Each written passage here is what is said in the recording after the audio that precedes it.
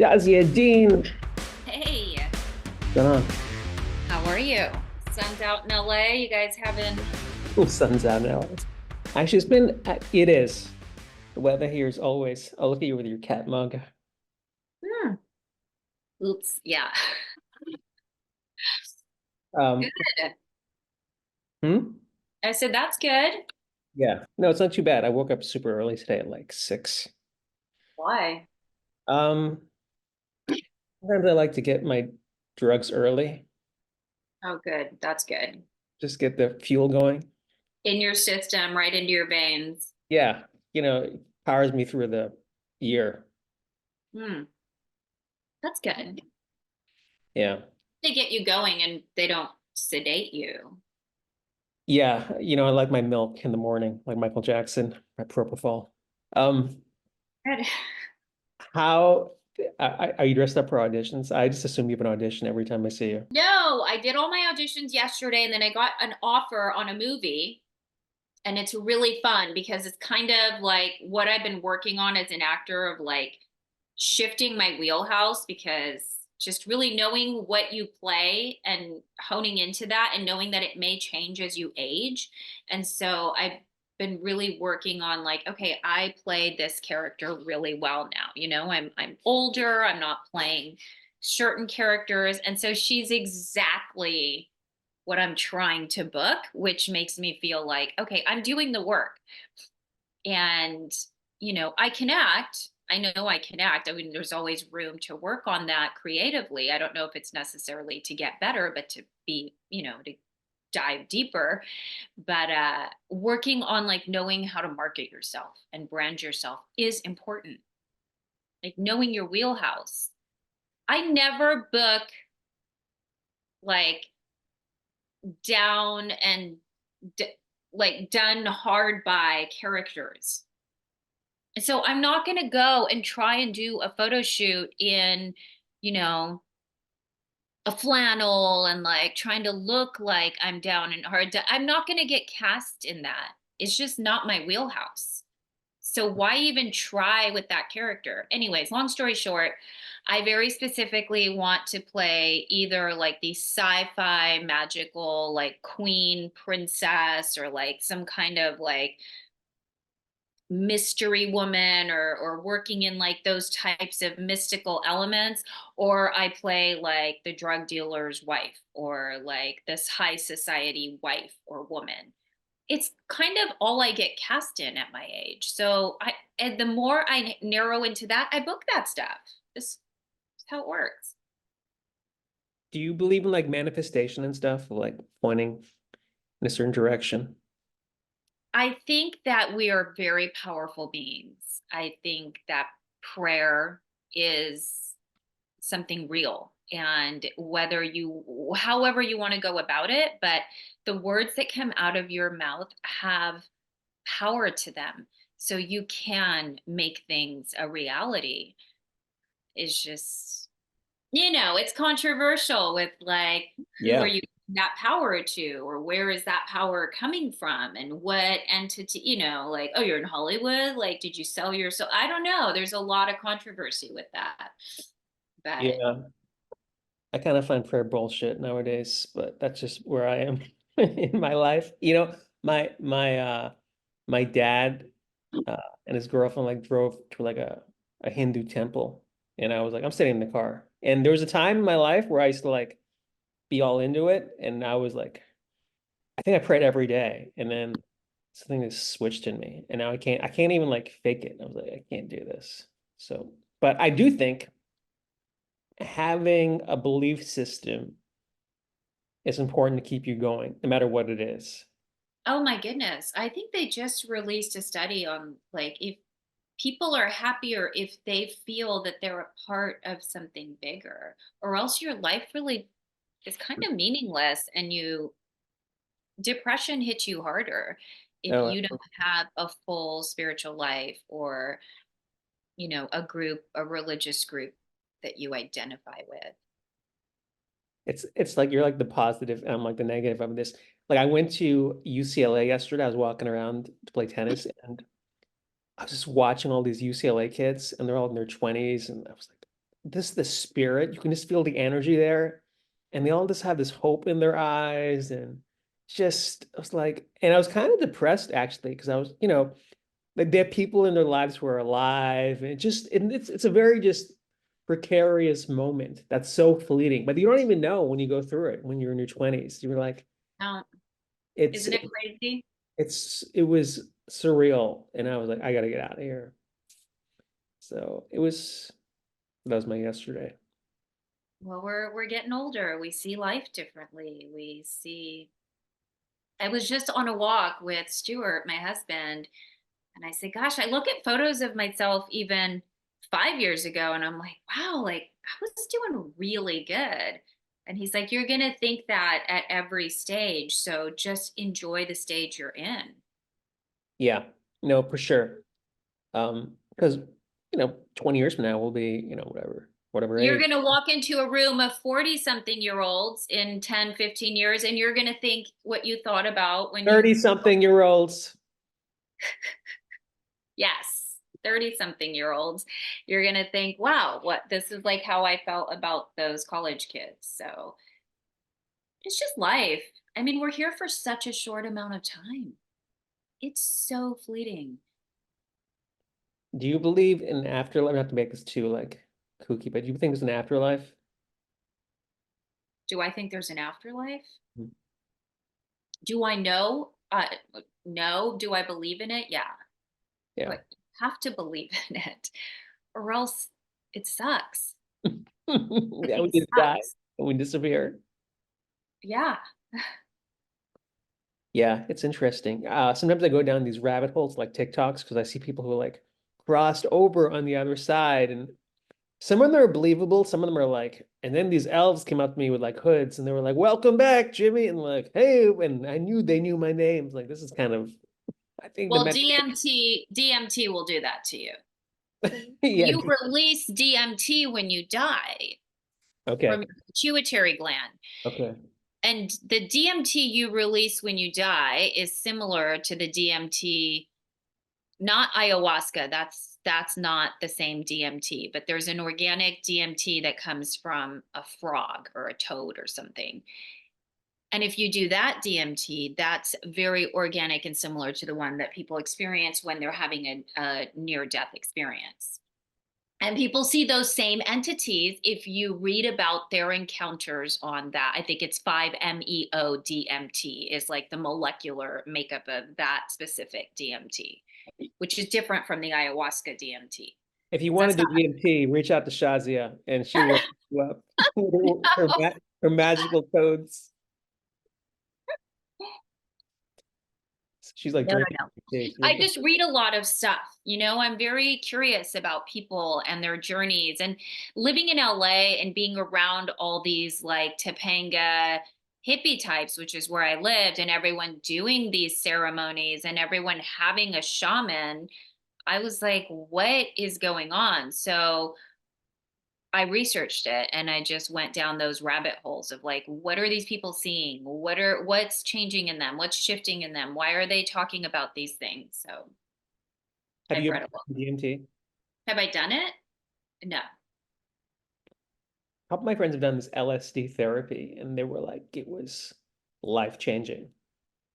I read a lot about that, even with like ecstasy.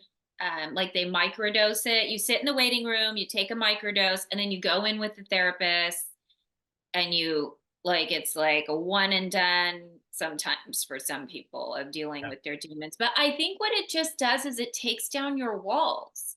And I don't know that you necessarily need like these um, hallucinogenic drugs to do that or these psychoactive drugs to take down your walls. I think some people do though, but others don't. Microdosing is such a 21st century word. Like if you said that in the 80s, I'm gonna go microdose. Like what? Maybe it is a commonplace word. I've never been a big druggie though, in general, but I feel like that could improve my life vastly. Maybe if I just started Or some it could, I've seen it ruin people's lives. in what I've way? seen people start doing those ayahuasca ceremonies and like I don't know what portal they put themselves into, but they've lost their home, their jobs, their families, their marriages. They're like, I'm going to live the van life. And then during the van life, they contracted some kind of fungus and had to get their foot amputated. Like, I have seen some like from success to homeless on some of these DMT people. So and I'm not, and I've seen people who are like, it changed my life. Yes, I found God, I found spirituality, and that's great. But I think that there's a risk of just not knowing what you're gonna encounter. Like, could you encounter darkness? Yeah. Could you encounter light? Maybe. I don't know. Well, there's a big thing right now with fentanyl in LA. So if you do coke, you're in danger of overdosing in fentanyl because they're not lacing it and people are dropping dead left and right. So you can't even We're do coke doing coke nowadays. in LA. I mean, what is going on? The freedoms are being restricted now with fentanyl poisoning. It's such a shit show here. Yeah, I think you and I are probably the least qualified people to be having a conversation on drugs. Why? I mean, why not? I mean, the other stuff's so boring. A friend of mine was saying that he's in the comedy scene and he was like, you know, like hanging out at the comedy store back in 2012, 13, you network by doing drugs with other comedians. Like people got on shows, like writing staffs and even like Joe Rogan, like smoke pot and stuff. People, I shouldn't say the name, but I'm just saying people network by doing party drugs with not legal drugs, but just being that type of personality. While if you're clean cut and going home at 9 o'clock, so you can go That's hike. why I never made it. That's why I'm not a household name.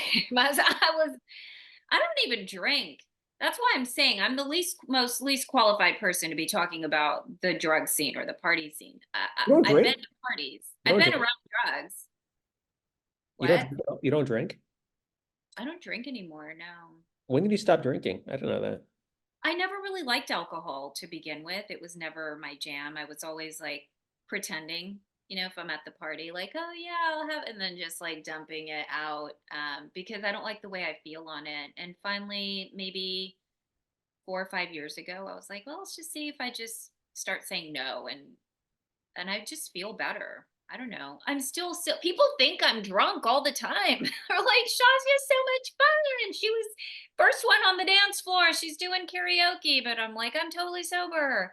I'm just fun. I don't know.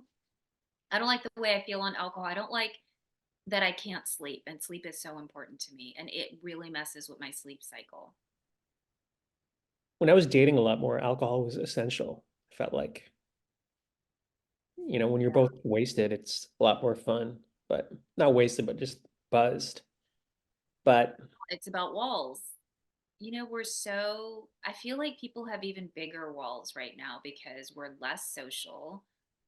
We're behind these screens. There's just walls all around us. And it's hard to have a real human connection with another person in a relationship when you have all those walls up. So we the know, alcohol like, probably takes down the walls for you. and I'm a mime, so I'm always in a box, maybe. Yes, I see that. No, I'm just saying it's there's a lot of freedom in drugs and alcohol, which I get, and there's also a numbness to it too, which I also understand. Kind of numb feelings because sometimes I feel like I work just to numb emotion. Like it just numbs everything else. So I'm like, well, if I just focus my energy here. So if you're not doing that, if you just smoke up or something, I can see that distracting you from the reality of life. Yeah, it's a total escape. Yeah, I had someone ask me last night. So I was at this birthday party and I met this couple for the first time. They were sitting across from me and they said something about drinking. And I said, oh, I don't drink. And the husband was like, how do you deal with life? He's like, you don't do anything. You don't smoke pot. You don't drink. Like, how are you handling everything? And I'm like, my spiritual life, my ability to connect with God. I don't know. I mean, I do have a strong belief system and a good circle of people that are in my spiritual network that really lift me up. So I don't need the alcohol or the drugs. But and that, I'm not speaking for everybody. You know, I understand people. Everyone's different. Everyone functions different. You remember Dare growing up? DARE. It's like Nancy Reagan's like keep off drugs. It was like don't I forgot it's the acronym DARE. DARE. Oh yes, dare to keep. Oh, I thought it. Yes, dare. That was like big in our childhood. Mm-hmm. It was Nancy Reagan, Ronald Yes, Reagan's wife. That was her big initiative. So yes. whenever I am tempted to do drugs, I always think about Nancy Reagan. What would Nancy Reagan say to me right now? Wow, that's a creepy visual. That's what happens in your mind. Yeah, it's kind of crazy. It's kind of funny how like that's so like ancient, not to talk about ancient history, but like all that stuff. Like when I was a kid, I always thought Reagan would be president forever because he's always president when I was in elementary school. And then as you get older, like things change. This is too Yeah. nostalgic. I shouldn't be talking about the past. I gotta live in the present, Shazia, like you. I gotta go hiking and I don't know, pray. Pray, surrender, go for a walk in nature. I had a couple the other night. We went out with this other couple, and she was kind of, he's like, "Oh, you remind me of my mom." I was like, "Oh, what does that mean?" you know? And the wife was like, "No, you're always looking for the positive. Like, you're like, look at the moon, it's so beautiful, or look at how gorgeous this day is." And just like things that everyone's taking for granted, you're noticing. And I'm like, yeah, I make an effort to make sure see the positive in things. That doesn't come without like me making a choice to see the good. So you're never affected by darkness? I'm not going to say that, but I'm aware of it when I am, and I'm quick to shift the tide. See, I don't know how I feel because I feel like the darkness feels my comedy though. It's like Comedians, I mean, yes, it does. That's true. that's seriously why I'm not medicated because I feel like I don't want it to fuck up my comedy. I'm like, I'd rather deal with the demons I face as long as I'm writing funny things. You know, and that could be a messed up thing, but That sounds like you've made a deal with the dark side. sure. That's my I Yeah. feel like that's my pact with the devil, but that's the sacrifice I feel like you have to make as a comic. You gotta double down. I'm gonna And be I'm gonna be praying for you. well, I mean, it also bleeds into like I want to be like authentic. I don't want to have some I cannot stand people who just put on this fake persona. I can't be around those people. I can't. Especially in Hollywood, you're just surrounded by people who don't know themselves and who try to put on like you're just like enough. Like don't even waste my time. I think that's as you get older too, we start to really be like, no, I don't. My time is so precious that I can't be around someone who hasn't circled their, I don't know how to describe it, just who hasn't come to a point in their life where they're like, this is me, love it or leave it. And that's what I'm saying. A person doesn't have to be perfect, but they have to be like, no, like I have imperfections, but this is where I'm at. Hmm. Do you find like when you act, it's an escape from your real life? I've heard actors say that. It depends on the role, and that's what I'm trying to create, uh, like a reel and headshots that do put me in like more of a fantasy world. I like, it's just fun. Every time I talk to you, I think I should never be an actor again. Should never act in anything again because I'm like, I have no interest at all in just trying to, I guess, I don't know, fit somebody else's vision. But then I feel like you have to do that. I mean, that's why this whole podcasting thing, I feel like has changed everything. Like people, oh my God, this Cat Williams thing. You know the Cat Williams interview he did with Shay Shay? You heard about the Cat Williams Oh, comedian? tell me. I don't know. I'm not that hip right now. Tell me. All right. So this guy named Shay's like a quarterback or ex-football player, does his podcast online, and he had this comedian, Cat Williams, come on. And Cat Williams just destroyed everybody, like all these famous comedians. Like, Oh, I did hear about this. Okay, yes. so since then, I feel like there's been this trickle down effect where like everybody's just like, fuck it, I'm just gonna say whatever the hell I want to say now. You know, like people are just blasting each other, like just speaking their truth. It's almost like this, dude, this is almost too much now. It's like open Pandora's box. Like everybody's just spouting out shit, and it's like, holy shit, like this never happened 10 years ago. People are more concealed about their brand and how they come across. Yep. Now everybody's like, yo, I'm just gonna say this because it's getting them huge.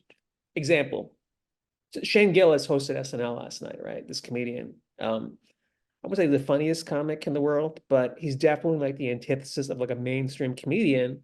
And I was like, he's on there because SNL knows he has an audience which is not the cookie cutter blue collar mainstream people, right? So it's almost like I'm saying they're championing these voices now. If you're just somewhat against the grain, people are gravitating, again, changing marketing, changing trends in society. Oh, completely. Absolutely, they are. Yes, I agree. And the more controversial or crazy you can call out someone, then more of a platform you get. And I don't know. I think a part of it is good because I think that it does kind of bring everything out to the surface, right? And people aren't pretending. So you get to like be like, okay, this is who you are. I get to decide now if I support you or don't support you. So part of it is good. But then it's like, why does the pendulum always have to swing all the way over before like we're over here and it's like, wait, we missed the middle. We're all the way over here now. I mean, like, where's the middle? That's what we need. We need the middle. You know, it's suddenly like Republican is so Republican and Democrat. It's like, what happened? Where did we get so extreme? Yeah, there's no middle. It always goes to crazy land where everyone goes nuts. And It, that's, it, yeah, everything. yeah, everything. I'm like, okay, how do we go? Like, it's like trends in even fashion or like, like the BBL. I'm like, how, it looks crazy, people. What is BBL? The Brazilian butt lift, like Kim Kardashian, like like it's overdone. It's I, too much. Can we I would, like yeah.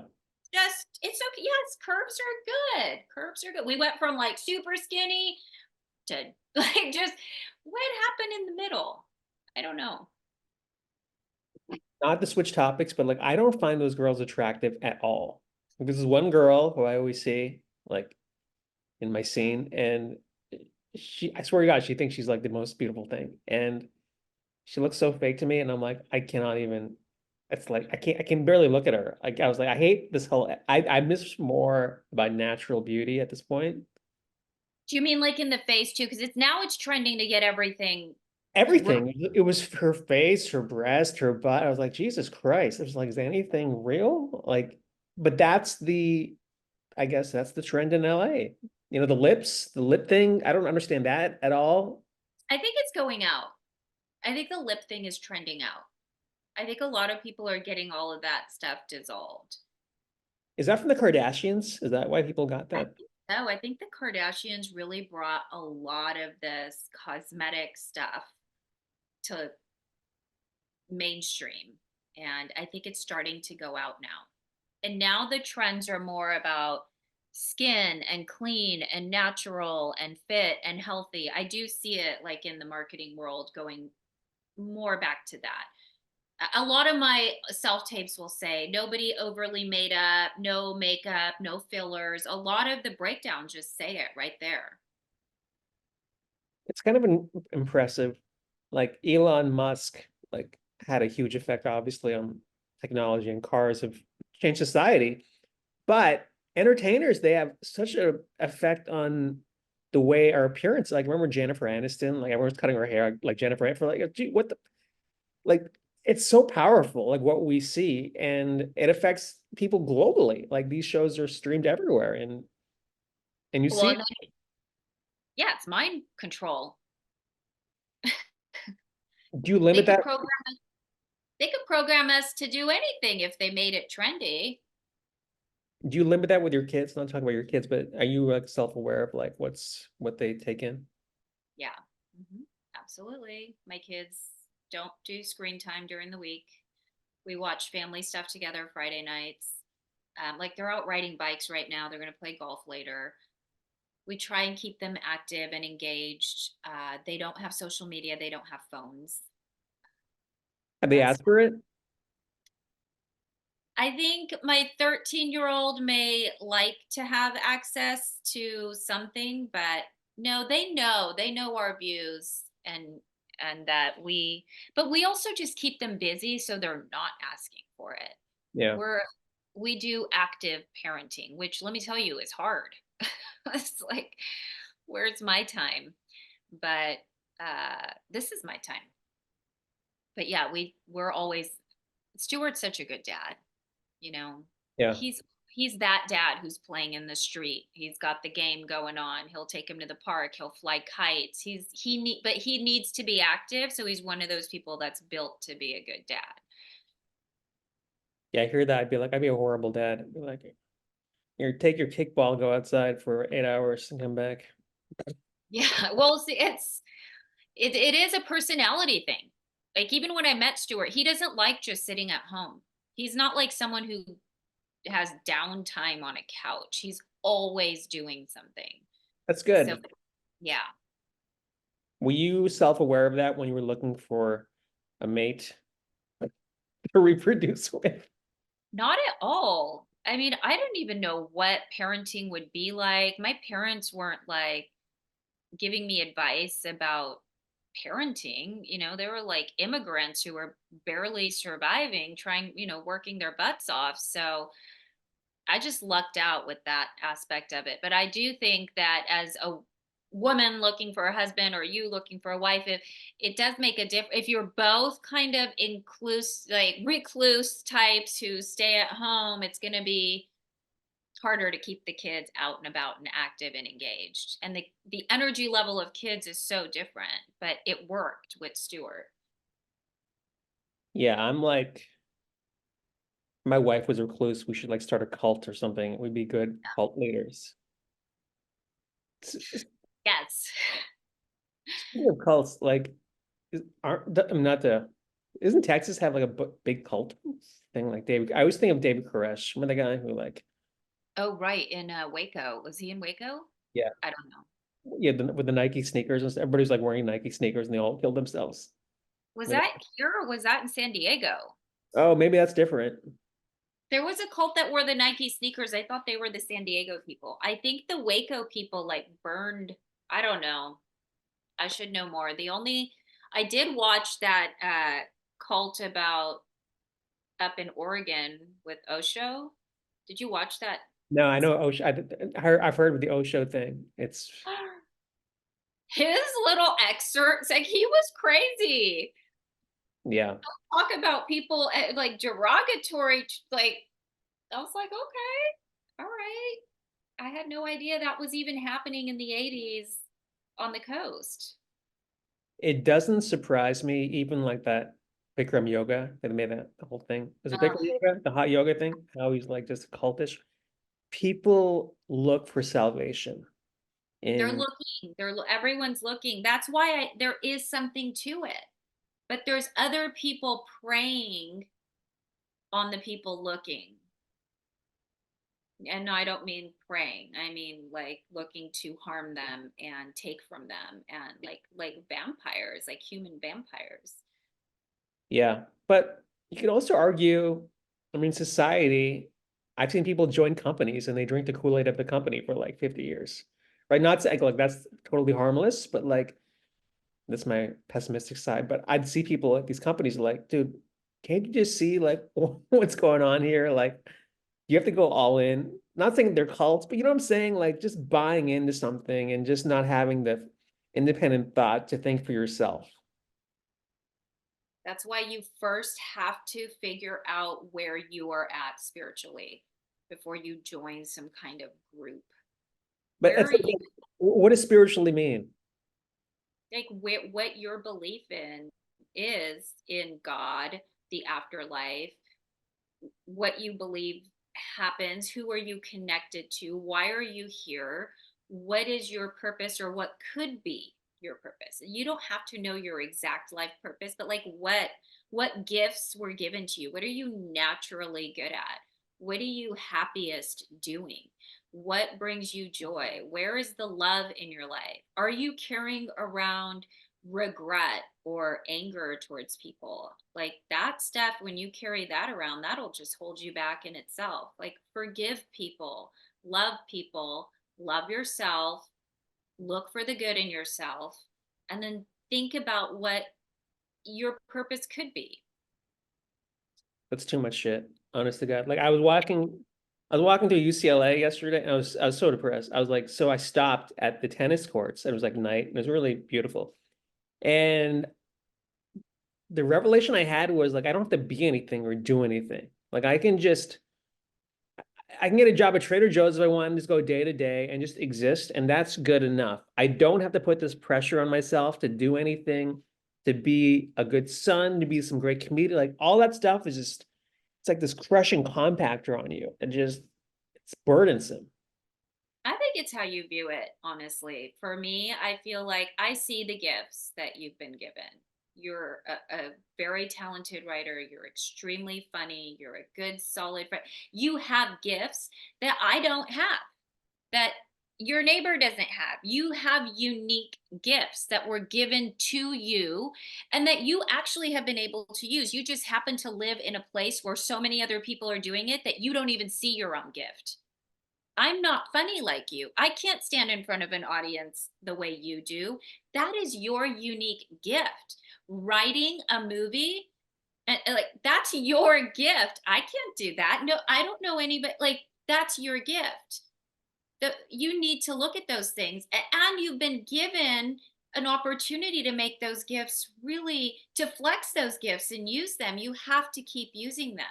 You can't get a job at Starbucks. God didn't make you to get a job at Starbucks, Tharun. He But wouldn't have given you those gifts. but this isn't about gifts or this is about just peace of mind of just not having expectations on self, right? Because You're talking about money. Are you talking about success and money? Because no, success it's is not. different. It's not about success and money.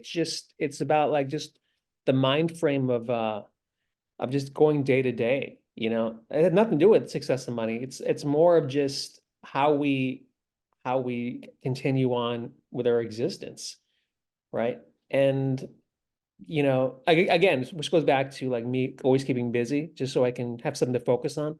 But like that it's almost it wears in you after a while, like you're tired being worn down. And I was like, you know what? It's okay. Like that's why I try to find those moments where I'm like, you don't have to do anything. I don't have to do anything. Right. I see what you're saying. I see what you're saying. Absolutely. Yes. And sometimes you need a break to be like, I'm okay. I knew someone who had a corporate job and 20 years later was like, I'm going to go get a job at Disneyland. Like, I need to not have all this pressure on me and I need to find my joy. And he went and he like worked at California Disney and like took a year of just working there and doing something different to be like, okay, now I can re-enter and do whatever is next. But you're right. Yeah, I see what you're saying. I saw this TikTok once about this guy who worked at Disney World and he was like the greeter and he's all happy, like, hey, welcome to Disney World. And they followed him home. Took like a commuter bus to like some inner city. Like he gets paid nothing. He's got like four kids living in a hotel room. And he's like cooking over the hotel sink. It's the most depressing existence, and and like, yeah, Jim's happy working at Disney World. And it just shows you like what a corporation Disney is. Like they pay their workers shit, and this guy's just, happy living in a motel with his four kids. Well, if he's happy, then who are we to judge? But the four kids are like, fucking dad, get a job. Come on, dad. Yeah, I Take off hear the you. Mickey Mouse hat. Let's get some shit going. But I think that sometimes kids don't know that there's something else out there. Like if your parents can bring you joy and they don't have a lot of money and they don't have a lot of things, you don't know. You're not thinking my dad needs to get a better job. You're just happy with what you have. As long as the family, that the kids aren't being abused and the family is happy together, then they just don't need as much to be happy. Yeah, there is something to be said about ignorance is bliss, but I think kids aren't stupid either. Like they're self-aware at a certain age. Like, oh, Timmy has this and this and this. Like I Well, was, especially with the internet. yeah, Now it's like not just what you're not just keeping up with the Joneses, you're keeping up with everybody on the internet. even with everybody on Earth now. Yeah, and that's a lot of pressure. I think psychologically, we were not made to have this much information coming at us all day long. It's too much. Yeah, and maybe that's where my own stuff comes from. Maybe I'm on social media too much. Just I need to shut it down. I've been off of Instagram since January and I have more time on my hands. I have less things that are just in my brain being processed. Well, my brain was working really hard. Even though you think you're just scrolling, your brain is working every image it sees. It's having a whole process happen. Are you gonna come back anytime soon? I will for Descendants. I feel like, when Descendants comes out, I might need to have a presence on there. So I will do that probably in June or July. When is the OnlyFans page kicking in? We're all waiting. Never, Tarun, never. I mean, your daughter's got to go to college at some point. Come on, Chas. We won the game show, remember? That's Bet on right. your baby. She's fine. They're both fine. I mean, I'm that's not a like a crazy Indian parent of like, you need to go to college and become a doctor or lawyer. I'm like, find your gifts, find what makes you happy, and do that. I will help you pursue that. You want to be a bakery chef and have a bakery and make cupcakes every day? Let's work on it. That's good. Your daughters are lucky. Oh, thanks. I'm lucky. They're good kids. All right. Well, I think that's a positive note. Before I swing this back into some nihilistic perspective. Shaz, I guess watch your movie. What you want to say anything about your Oh my gosh, I'll let you know when I can. I yeah. know that I can talk more. I just have the offer right now, so I still gotta like get all the paperwork done. But yeah, I'm excited. I get to play a really fun character who has an arc through the whole movie that is not just about being hot. It's pretty cool.